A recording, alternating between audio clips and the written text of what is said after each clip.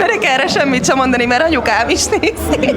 Mit kérdezne Breda Biától? Én azt kérdezném tőled, Bia, mi az álomhely, ahol fellépnél? Az álomhelyem a Rolling Loud Fesztivál, ami Amerikában indult, most már Európában is vannak állomások, de amióta zenélek, az a top hely. Mekkora diva! Köszönöm szépen. Én nem tartom magamat dívának, remélem, hogy pozitív értelemben gondoljátok, hogyha igen, akkor köszi szépen.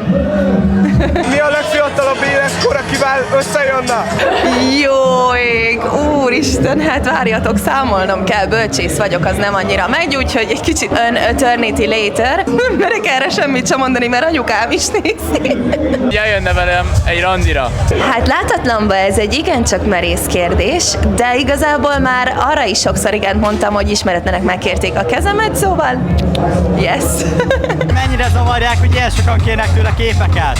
Abszolút nem zavar, hogyha képet kérnek tőlem, képet kértek tőlem, nekem is nagyon jól esik, úgyhogy tartsatok meg ezt a jó szokásotokat, és bármikor gyertek oda. Egyszer volt, hogy futottam, és úgyis oda jött egy srác, és kicsit nem annyira néztem ki jól, de akkor is jól esett, úgyhogy tényleg gyertek nyugodtan.